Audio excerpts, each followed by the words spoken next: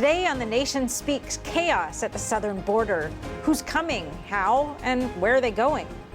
And President Biden unveils his infrastructure plan. Why are the Republicans calling it a Trojan horse? And how one little clause in the latest stimulus package could cause a whole lot of problems. And of course, we have America Q&A, where we hear directly from you. This week, we asked people what they think about criminal cartels profiting from smuggling people across the southern border, and we asked their opinion on vaccine passports. Hello and welcome to The Nation Speaks. I'm your host, Cindy Drucare. The crisis at the southern border is getting more intense by the day. In March, U.S. Border Patrol caught at least 150,000 people crossing illegally. That's about 50,000 more than in February, and that doesn't include an estimated 26,000 who got away, according to Epoch Times reporting. Border Patrol facilities are overcrowded, and Border Patrol agents are overwhelmed. Reports this week from just one facility in Donna, Texas, show that there were 4,100 people packed into a site that was designed to hold just 250. Some border regions are seeing a spike, in particular in families and unaccompanied children who are crossing illegally. For example, in the lower Rio Grande Valley in Texas, last October, 1,300 family units arrived. In March, it was over 40,000. And while these incredible numbers are getting most of the attention, there's a lot more to the story. Like, how exactly are so many people making it across the U.S. border, and what happens to them next? Our first guest is Todd Bensman. Todd, thank you for joining us. I think it's worth explaining a bit of your background, since it's so interesting. You've been both an investigative journalist covering national security issues at the border and also in the Middle East, and you spent almost a decade leading the Intelligence and Counterterrorism Division for the state of Texas. And now you're with the Center for Immigration Studies, where you've been spending a lot of time not just at the border, but across the border on the Mexican side. And you've done some really great reporting down there. In one article this week, and this is what I want to start with, you describe, I guess, a new practice, and maybe you coined this phrase, called catch and bust instead of catch and release. So can you start by just explaining to us what that is? Sure. Well, most people who are paying attention to news right now about the border really just know about the fact that they're coming over and there's a turnstile that they're just going through into and being released into the interior of the country, especially family units and minors, or people who claim that they're minors. And that's about it. But the other half of the story is, what becomes of them? And the answer to that is we are, as a nation, the policy is that we're releasing them on their own recognizance with documents that allow them to be inside the country, and we're waving them right into Greyhound buses and charter buses from California to the southern tip of Texas. And so there is this nonstop conveyor belt of buses moving into the interior to states like Florida and New Jersey and Indiana and Michigan. Texas is one of them, and really states all over the country, all points of the nation. And they're being resettled by, family and friends and non-governmental institutions. And so what we're seeing so far is maybe, by my count, and this is an early count, about 30,000 illegal aliens who crossed illegally, who are part of family units, have been bused so far in a very quiet way, outside of the media limelight. That's what's happening. That's the other side of the final leg of the smuggling journey, if you will. So who gets to stay and be bussed, and who's getting turned back? So family units and minors all get in, almost all get in. A majority of them get in, probably in the high 70 percentile range. And minors get in. The minors don't always get released right away because they have to, HHS, Health and Human Services, has to find a legal guardian or a legal foster family or a parent to take them. That takes a little bit of time. Who's not getting in are single adults men and women who cross in and get turned back under Title 42, which is the emergency pandemic expulsion rule that Trump put in place and is still being applied to those folks right now. So when you're on the Mexican side, like I was last week, you'll meet a lot of single people who are runners, what we call runners.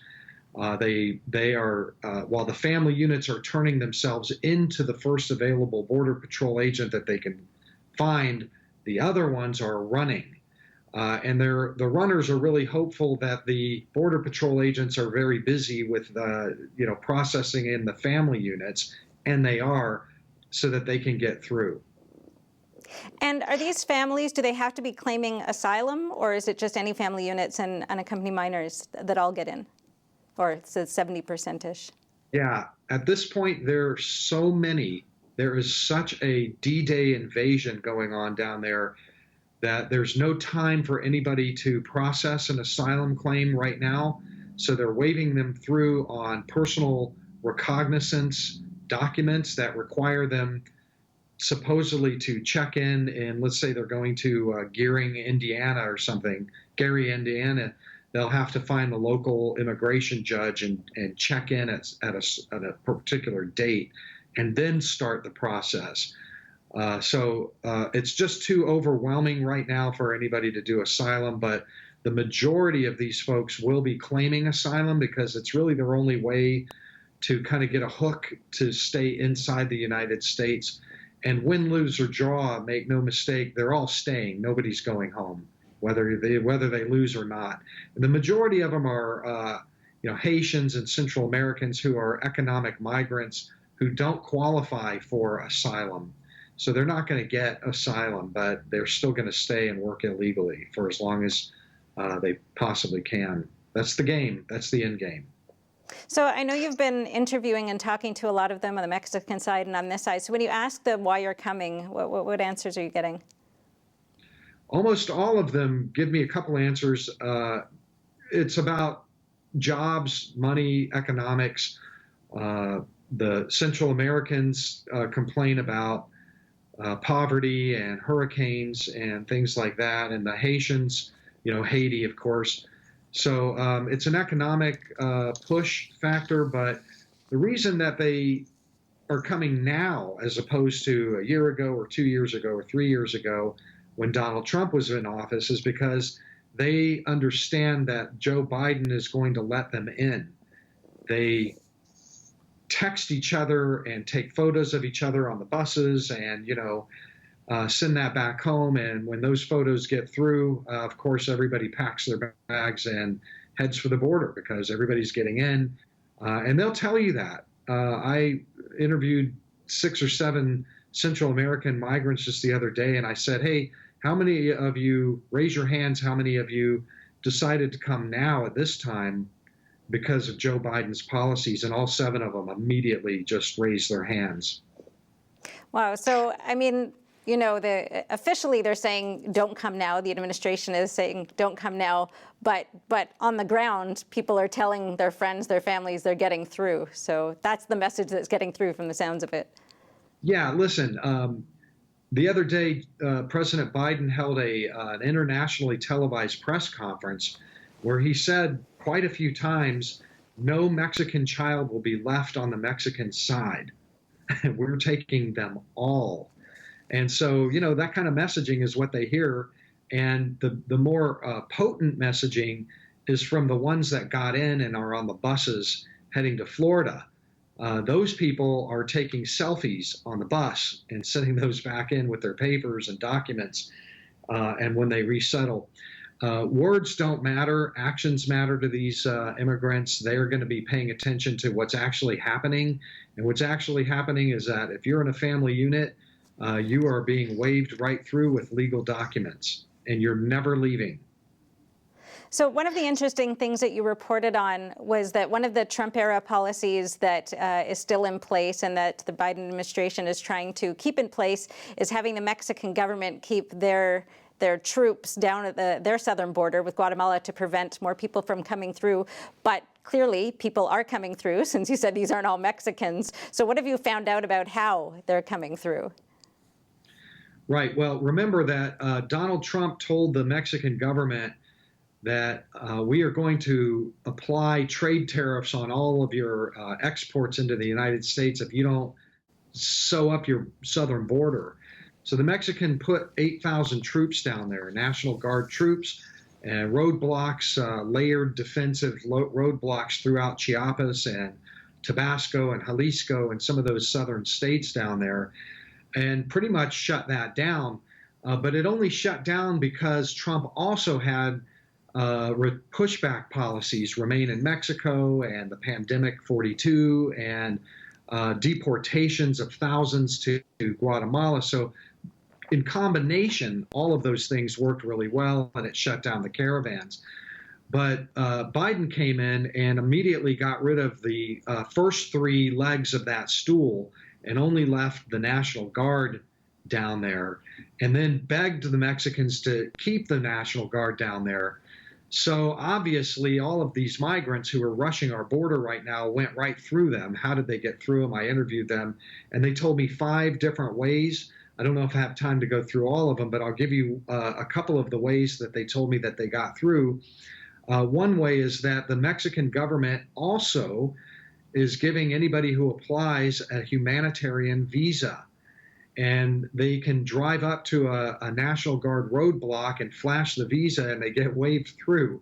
And I had quite a few of those guys actually show me their visas, and they talked about how they waved through. So the Mexican government is giving people who they want to stop with the roadblocks the documents they need to get through the roadblocks. So that's one way. Another way is that they're bribing the guard. So I had probably 4 or 5 different migrants explain that I had to pay 1,000 pesos on the bus to the National Guard guy. I had to pay 1,000 pesos 4 different times at 4 different roadblocks, and others paid less, 250 or 200 pesos. And well, those what's 1,000 pesos? That's about $50?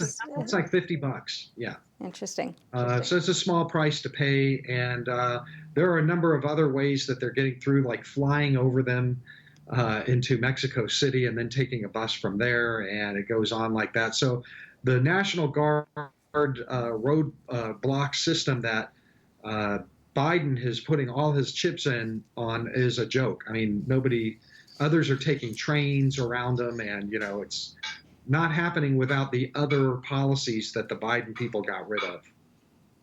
And how are they actually getting through the border when they come here? There's still pieces of wall in place, other ones were stopped, but what are the most common ways that they're coming across? Sure. Well, the most common way is, you especially in South Texas and in Arizona, is you have to hire a coyote, a smuggler. The drug cartels control the access to the United States, the plazas in a large chunk of Texas, and they pay anywhere from 25. The price is really high right now because of the demand. They're massing in South Texas. Thousands and thousands are just pouring over that border. Children, boats and rafts filled with infants and children, and they all have to pay. And the way we know that is that the cartels have systematized their inventory, so to speak, and everybody has to have a wristband. So if you got to pay, and then you get a wristband that says who you paid, and it has a number on it for your identification to make sure that you finish paying. And then those wristbands are being discarded on the Texas side, and there are just thousands of them all over the place. They take them off as soon as they come over. In other parts of the border, they're crossing themselves. The cartels haven't quite caught up with demand yet in those areas, like in Del Rio, and they can just pick a point on the river and cross in and turn themselves in. And the Border Patrol will take them through the turnstile to a bus there just like anywhere else. Remarkable. So there's something else I wanted to ask you about, because this is a bit of your area of specialty. It's not just South and Central Americans who are coming through necessarily. I know you've looked at the broader security implications, and I guess it's probably worse if the border is overwhelmed. Can you speak to that? Right. Well, I have a book out right now that's called America's Covert Border War. And this is about the jihadist threat to the border, which is encompassed by a smuggling route through the from South America, where they fly into from the Middle East and Iran and Afghanistan and Somalia and Muslim majority countries. And then they make their way through the Darien Gap jungle of Colombia and Panama all the way to the border. And it's not just Central Americans. There are people from all over the world who are just crowding through that gap right now. They are coming in huge numbers to reach the Biden border. They've all heard about how it's open. They're going to get while the getting's good. And the problem is that when you have people from places like Libya and Somalia and Yemen, we just had 3 Yemenis reported crossing the border who were on the terror watch list. A couple months ago, there were 11 Iranians that reached the border. So there are people from all over the place that are showing up without any identification. So they're complete strangers. They're showing up at a time when the border systems are collapsing. And they say, my name is Mickey Mouse. I want asylum and, good luck. So we just have to hope that as the systems crash, that the vetting programs that I describe in America's Covert Border War are actually working and doing their job. And I really worry that when we have this level of just unbelievable mass migration, that they are not going to somehow slip in right alongside everybody else and maybe do something a little bit later. So we've got to wrap up, but I just want to ask you, where do you see this going? I mean, this has been happening for the last, not that many months, but what do you see happening here? I mean, judging from the messaging that's coming out of the Biden administration, I see a historic event that will last for years with a trajectory that goes straight up of millions and millions of people crossing through the border. Probably we're looking at about 1.5 million people, a sizable city population coming in just the first year, 2021. And if something's not done and it doesn't look like they're going to do anything, it'll be like that even more and more until the electorate finally picks somebody else to stop it. Wow. All right, Todd, thank you so much. I hope I'm wrong. Really, I do. Well, there may be, I would imagine possibly some crisis point will hit before that. It must be terribly trying on the border towns and obviously Border Patrol. The facilities are all overwhelmed, so something could give before that. Remember, they're all headed to American cities on the buses, catch and bus. All right. Well, thank you so much for joining us today, Todd, and I hope you'll come back and update us on the situation. Thanks for having me. Unfortunately, many of the people coming into the United States, sometimes legally and sometimes illegally, are actual victims of human trafficking, making a bad situation even worse. Joining us now to explain how that works is Anita Teekah. She's the Senior Director of the Anti-Trafficking Program at Safe Horizon. Anita, thank you so much for joining us. Sure, thank you for having me. Of course, with so many people coming across the border looking for a way to stay in the United States, it's very easy for smugglers and cartels to take advantage of those people. We hear about human trafficking and sex trafficking, and we know it's a big problem, but I think very few people understand what really happens at the southern border.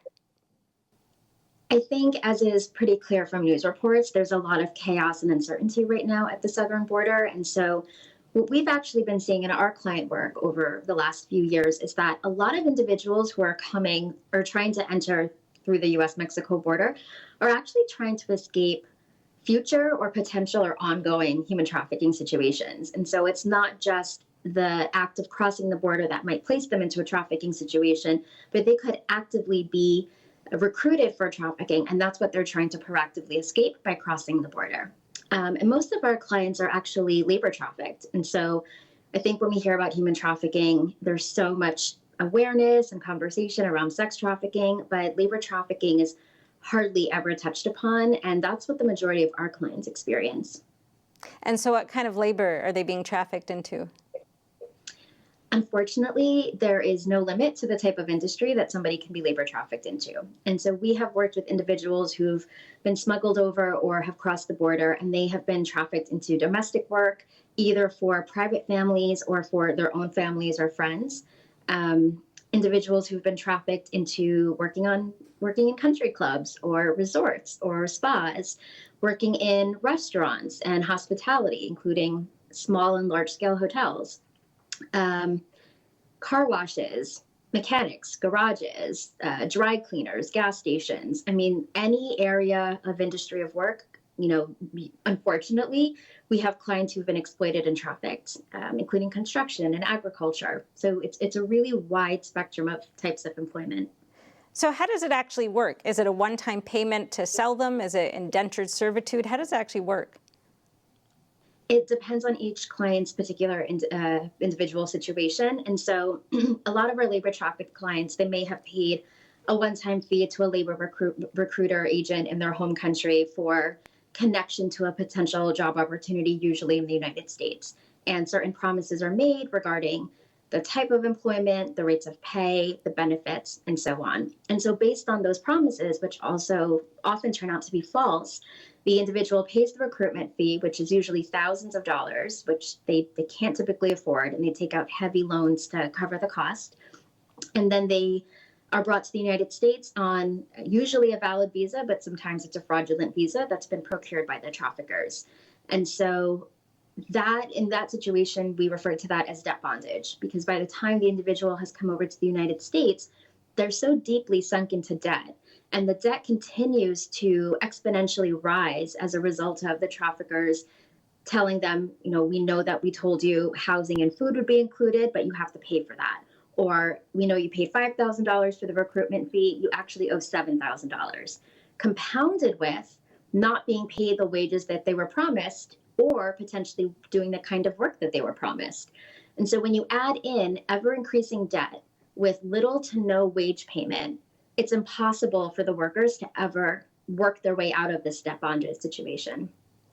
And what if they don't pay?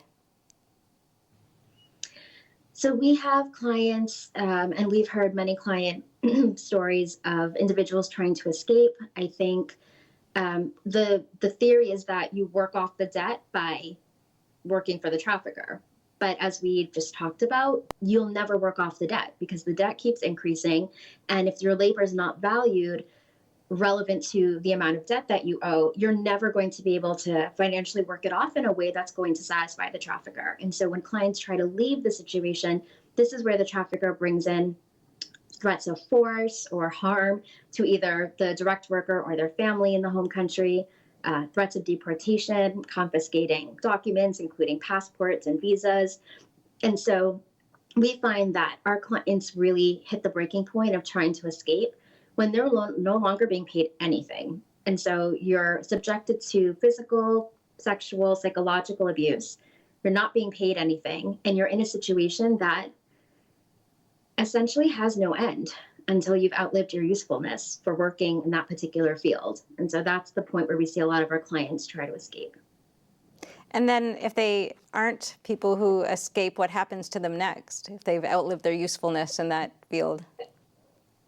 It depends. Most of our clients have escaped. A couple of our clients were ransomed off, or clients were forced to recruit other clients. So if we have individuals who were sex trafficked, they were forced then by their traffickers to recruit other individuals into the trafficked ring. And so that becomes very complicated from a legal perspective of how do we define victim and recruiter and trafficker and so on. But most of our clients have escaped. There are individuals who have died during the course of their trafficking, or they've sustained serious injuries. And so it really depends on each individual situation and ultimately where they wind up in the United States, if they're able to come into contact with law enforcement or a service provider, or what other resources they might have available to them. Do you have any sense of the scope of the problem, the kind of numbers that we're talking about? That is the million-dollar question, or rather, the $150 billion question, because it's right now estimated to be a $150 billion industry per year.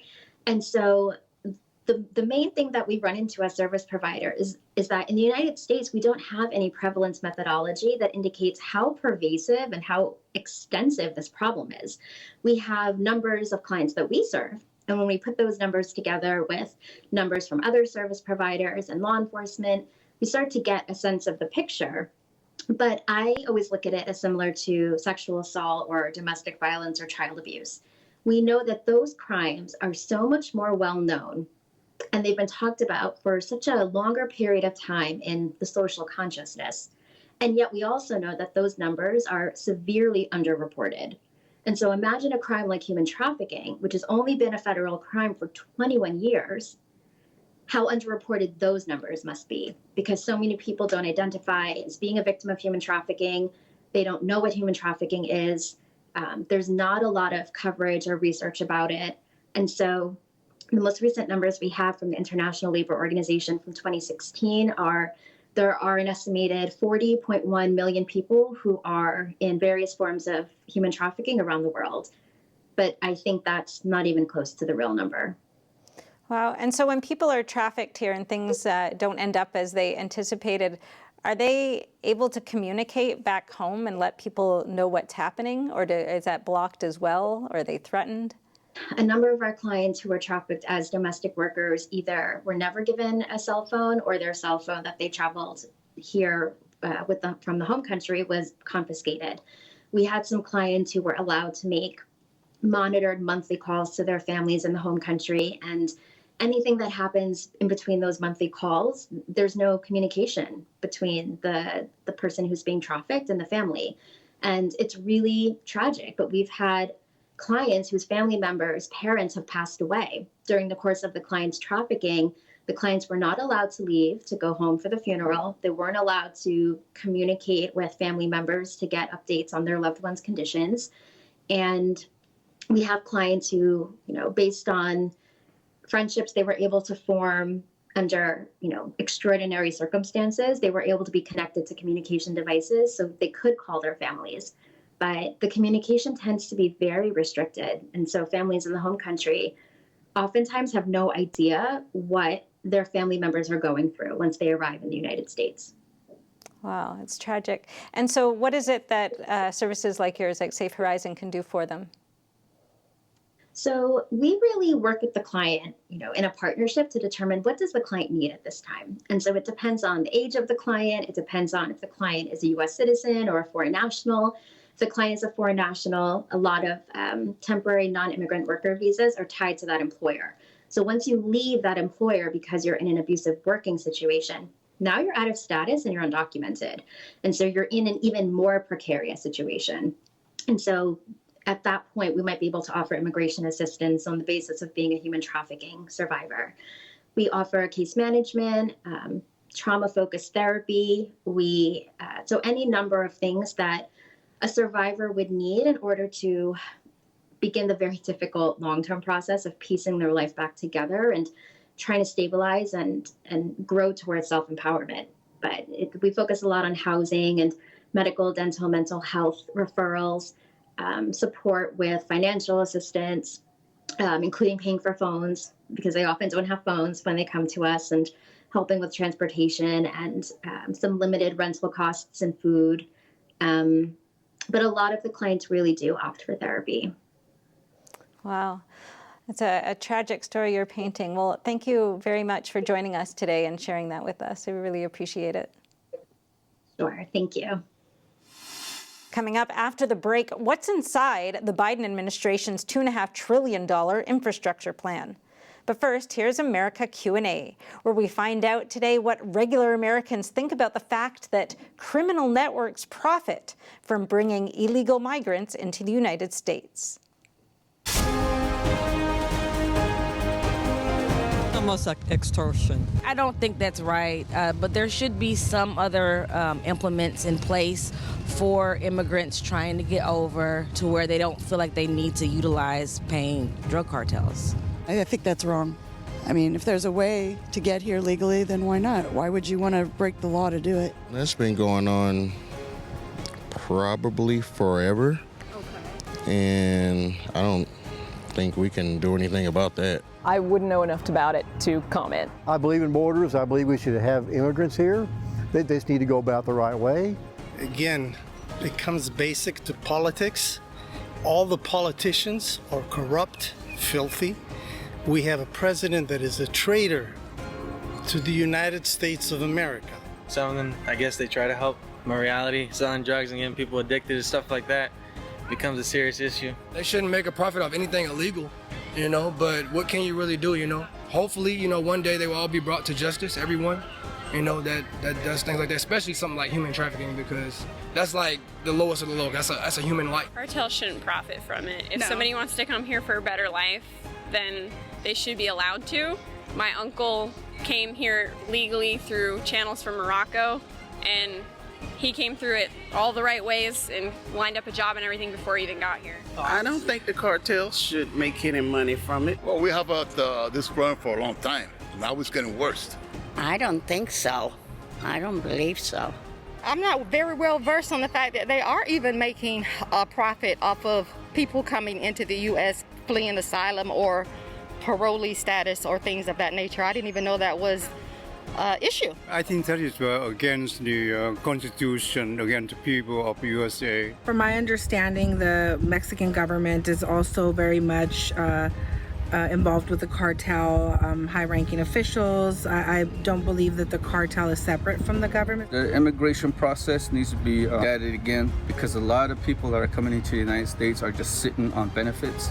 I do not agree with the coyotes, but they're the ones that are getting rich. I actually had never heard of that. I've never read about it, and I call myself pretty well read in what's going on. I've not seen any of that information. It's not good. We're empowering the drug cartels and letting people in that are obviously going to commit crimes so that they can repay their debt. President Joe Biden unveiled his much-discussed $2.5 trillion infrastructure plan in Pittsburgh on Wednesday. He says the core of it is to modernize transportation infrastructure. But that's not how the Republicans are seeing it. Senate Minority Leader Mitch McConnell said in a tweet he called it a non-infrastructure bill and said it looks more like a Trojan horse for far-left demands.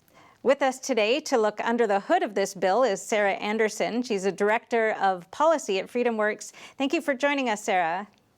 Hey, thank you so much for having me on. So I want to start by saying actually that there's absolutely bipartisan consensus that America's infrastructure is in bad shape. Mm-hmm. Each year, the U.S. Army Corps of Engineers issues a report card, and America gets about a C-, which obviously isn't good. So why is Mitch McConnell calling this a Trojan horse? Yeah, this is a pattern we've been seeing over the past couple of months in politics, right? Things that tend to ordinarily be bipartisan have been made hyper-partisan. So we saw this with the COVID relief bill that went through about 2 or 3 weeks ago now, the American Rescue Plan Act in Congress that Democrats passed through on a partisan basis with reconciliation, which is a hyper-partisan process with no Republican votes for this. This comes after nearly 4 or 5 or 6 different packages last year that passed on broad bipartisan votes. So this is a continuation of what we've been seeing, which is things, again, that are typically bipartisan, like infrastructure, like the need to invest in our country, invest in the future of it, invest in our infrastructure. Instead, Democrats have chosen to take this opportunity to put a list of leftist items in there, just like Minority Leader McConnell is saying. So expanding Medicaid, incentives for green energy and Green New Deal type of policies, as well as throwing money at schools, not for reopening, not for safety, but instead for green energy policies. Wow. So what are some of the most egregious things in this Trojan horse bill that you think? Yeah, absolutely. So they're doing a couple of different things here. $100 billion to further the federal government's intrusion into local public schools, $174 billion in subsidies for electric vehicles, which, by the way, is a regressive policy as it exists. Nearly 80% of those who currently benefit from the existing electric vehicle tax credit are from households that have incomes over $100,000. So this is not aimed at the little guy. This is aimed at a corporate subsidy. Additionally, $400 billion of this $2.5 trillion package goes to increase the number of healthcare workers workers paying union dues and expanding Medicaid. I don't know what that has to do with infrastructure, but Mitch McConnell is certainly right to call this a Trojan horse for leftist items. And additionally, they encourage the passage of the PRO Act, which would devastate millions of jobs across our country. The gig economy, Uber, Lyft, think about anybody who's an independent contractor, they can kiss their job goodbye. So explain that last act. What would that do exactly? Sure. The PRO Act, it's called the Protecting the Right to Organize Act, and it's a big ticket item of the left, of labor unions, who are trying to push for not private sector jobs, but only jobs that are tied to unions. So what this bill would do is it would make it much, much more difficult for companies to hire people as independent contractors, requiring them to have full-time employees through what's called an ABC test. If you Google California AB5, you will find a number of devastating stories about freelancers who have lost their jobs because of policies like this. And furthermore, it just makes it easier for unions to unionize workers and undo the 27 states that have right-to-work laws that have increased employment across the country because of that. The PRO Act would undo that, and President Biden has called for the passage of that bill as part of his infrastructure plan. So what actually is in there in terms of shoring up America's infrastructure? Not very much. We talked about the COVID package a little bit earlier. Of course, only 9% of that bill went to COVID relief. They called it a COVID relief bill, but of the $1.9 trillion, only 9% went to COVID. For this bill, it's about $2.5 trillion top line is what we have seen. But according to studies of it, nearly $600 billion is what goes to infrastructure in this package, leaving, you can do the math, about $1.9 trillion completely unrelated to infrastructure. So again, a Trojan horse for leftist agenda items that have nothing to do with infrastructure. And by the way they're going to try to pay for this is over 15 years by raising the corporate tax rate back up from 21% as it was lowered under the Tax Cuts and Jobs Act back to 28%, which, contrary to the title of the plan, the American Jobs Plan, it does the exact opposite, sends our jobs back overseas and makes America less competitive on the global stage. So what's been the reaction from the business world to this plan? Yeah, I think definitely disappointed in terms of, this is not the package to do the types of policies that they're trying to put into place, right? We've talked about the idea of infrastructure being bipartisan, the idea of investing in infrastructure. Instead, Democrats have chosen to just use this as another spending spree, and also raising taxes on corporations, raising taxes, again, of course, ultimately as it trickles down to people in the costs of their goods, in the costs of their services. So I think it'll make it far, far more difficult for the small businesses in our country to survive that have already been devastated by COVID and the shutdowns we've seen across our country. This is not the way to unleash prosperity in our country. It's not the way to get Americans back on their feet, and it's certainly not pro-business. And can you explain the reconciliation process, how that gets things through? Sure. So reconciliation is a budgetary process that each Congress has the opportunity to use in terms of reconciling the budget with what they're going to spend versus what they're going to tax, and an allowable deficit as a result. So what you can do in reconciliation is change things that have a budgetary impact and do not change policy on their face. So we saw Democrats use this method to push through the COVID relief bill, which is why they weren't unable to include a minimum wage hike, because it was ruled by the Senate parliamentarian that that was a policy change that had budgetary implications, not a budgetary change with a policy implication. So it sort of limits what they're able to pass in a bill like this. But what's most important about reconciliation is it allows a bill to pass in the Senate with only 50 votes if you have a tiebreak like the Democrats have with Kamala Harris as vice president. So that means they can ignore the other party, ignore the minority party, and bypass the filibuster, which of course is what requires the Senate to reach some form of consensus to close the debate before they're able to pass something. So it's a hyper-partisan process. Democrats now have 2 more bites at that apple in this Congress. We don't know exactly what they're going to use it for, but infrastructure might be rolled into it as part. So are you expecting this bill to go through as is? I know there's some talk about breaking it into 2 pieces, or what's the situation there? Yeah, it's more likely that it'll go through in separate pieces, like you mentioned, potentially 2 pieces, one under reconciliation and one not under reconciliation. But we heard reports from my majority Speaker of the House, Nancy Pelosi, who has said it remains to be seen what the top line of the bill that Congress will attempt to pass will be, which seems to be an evergreen statement. They're never quite sure how many trillions of your dollars they're going to spend this time around.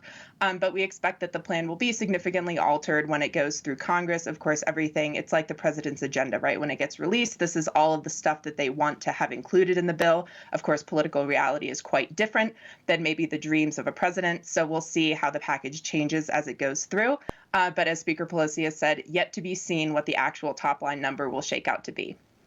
I see. So that $2.5 trillion could go up or down, presumably. Absolutely. And what are you expecting the timeline for all of this to be? So they have had talk of trying to do this in the next couple of months. Of course, their priorities are constantly changing. It's very, very difficult to get a grasp on what exactly Democrats' top priorities are going to be. We know that they're having a difficult time in some instances holding their conference together. And we saw it happen with immigration. They wanted to put Biden's plan on the floor of the House. Were unable to secure the votes for that with their slim 5-vote majority. So they switched back over to passing a farm agriculture, immigration-related bill and the DREAM Act instead of putting that larger package on the floor just a couple of weeks ago. So we'll see how long it takes them to get consensus on a bill like this. Of course, also with H.R. 1 and S1, which is the For the People Act, that would be an unconstitutional power grab for elections. They're also facing potential difficulties with even keeping the Senate conference together on the Democratic side for that bill. So it depends how that goes. We know that the Senate wants to bring H.R. 1 to the floor. That is Chuck Schumer's priority in the Senate when they return from their recess the week of April 12th. So it remains to be seen, of course, how the negotiations go. But we do know that there is agreement in the Democratic Party to move something on infrastructure to follow some of Biden's plan here. And so we'll be tracking that closely in the coming months. And just to remind our viewers, H.R. 1 is the voter reform bill that has a whole lot of very far-reaching provisions in there that would dramatically change our electoral process, which the Republicans are vehemently against.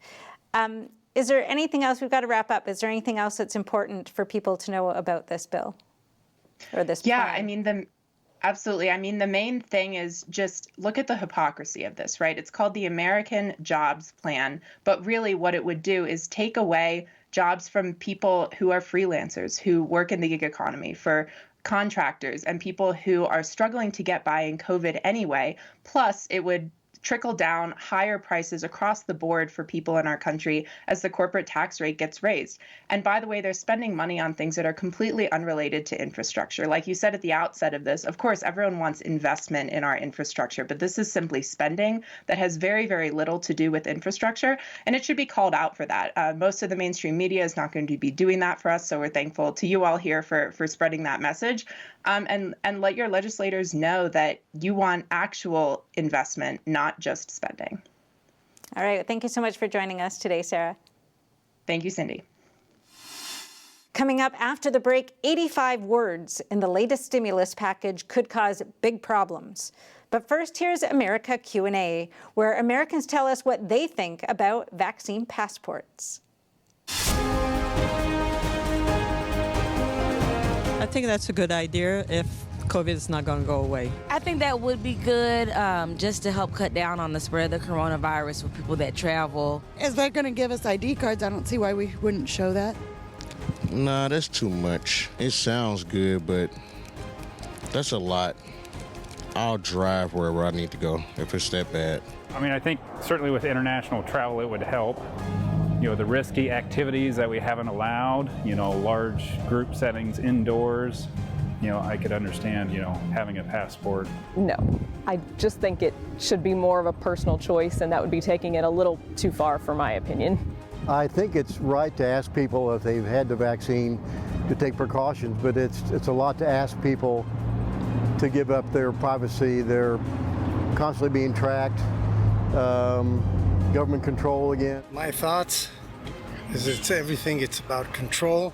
Nah, they don't take it. They should still be able to do whatever they want. I don't think that would solve the problem. I guess that's up to the individual.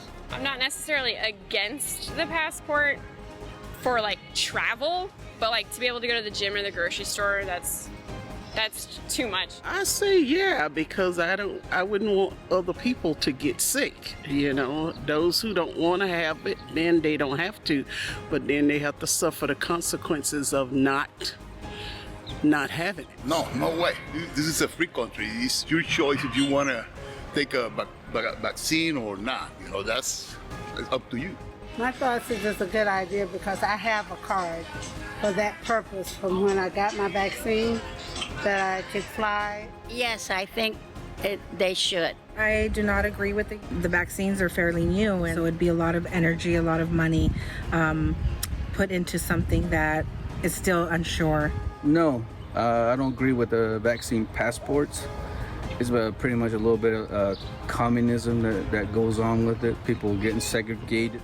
Yeah, I'm for that, because look at the craziness going on in like South Beach, Miami, and the young people that are just getting together in masses. And I actually would agree with that, so, everyone can know that, you have been vaccinated and it's a little safer for everybody. I believe that it should be voluntary, that it's okay for people to produce passports. But as soon as anyone starts talking about making a passport mandatory or required, then I am totally against it. The latest stimulus package, known as the American Rescue Plan, comes with a $1.9 trillion price tag, and it passed without a single Republican vote. It's over 600 pages and chock full of implications most Americans will never hear about, though the impacts could be far-reaching. Here to tell us about one provision that is definitely below the radar is Chris Jacobs. He's the founder and CEO of the DC-based Juniper Research Group. Hi, Chris. Thanks for coming here. I know that one of Juniper's goals is to help put complicated policy in plain language, so we invited you here to talk about one little paragraph in this large legislation that caught your attention. And it's about the strings that are attached to states when they accept bailout money from the federal government. And I just want to put that paragraph up on the screen so our viewers can see it. It's about 80 words long. And it says that a state or territory shall not use the funds provided in this section to either directly or indirectly offset a reduction in the net tax revenue of such state or territory resulting from a change in law, regulation, or administrative interpretation during the covered period. Okay, Chris, can you tell us, what does all this mean in lay terms? What it means in lay terms, essentially, is that Chuck Schumer and Nancy Pelosi want to run 50 state governments from Washington, and they want to dictate terms and basically require states, any state accepting bailout funds, they cannot reduce taxes at all. They cannot provide small tax relief to small businesses suffering from the pandemic. They cannot provide school choice options through the tax code, which many states have in place. They cannot provide any tax reductions to their citizens because Chuck Schumer and Nancy Pelosi said no. So it doesn't have to have anything to do with stimulus or COVID relief or anything like that. Just any tax change or break at all would not be allowed? Well, that's correct. And that's the concern. Some states actually already have tax reductions in place that were set to go into effect prior to COVID. As you know, tax laws change from time to time. Some legislatures were in session in January, February, may have passed legislation and already take effect. And this was slipped in at the last minute in the Senate by Chuck Schumer and upends all of these plans that states may already have in place prior to the stimulus or even prior to the pandemic. So how long would this apply? How long would they be under this restriction? So this would apply essentially for the rest of the Biden presidency through the end of December 2024. So this is not just something that, well, when the public health emergency ends, we get back to normal, the fall, early next year, this goes away. No, this is a 4-year requirement that you cannot cut taxes potentially in any way, shape, or form. So what kind of funds are the states receiving in exchange for this deal? These are hundreds of billions of dollars in bailout funds. This was something that Republicans opposed last year and prevented from going through during the Trump administration, because this is essentially bailing out blue states that mismanaged their budgets prior to the pandemic and have massive obligations to unions in the form of retirement and pension obligations that they can't afford to pay for. So this is essentially Washington trying to bail out states, ostensibly because of COVID, but really it's bailing out these blue states that have mismanaged their budgets over many, many years. And what kind of pushback are we seeing from the states? 21 state attorneys general wrote a letter to the Treasury Department asking for an interpretation of this statutory language,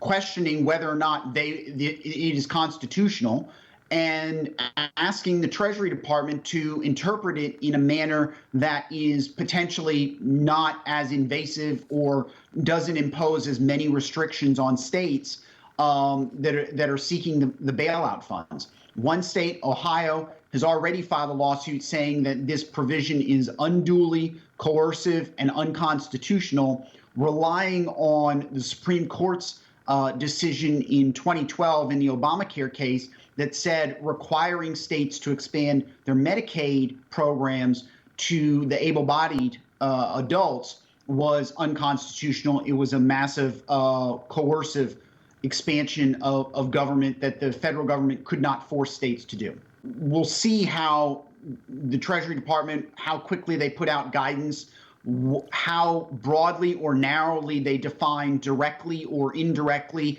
in the language you would put up on the screen, whether they provide relief valves for states that already had tax provisions in place and that were going to take effect prior to this bill.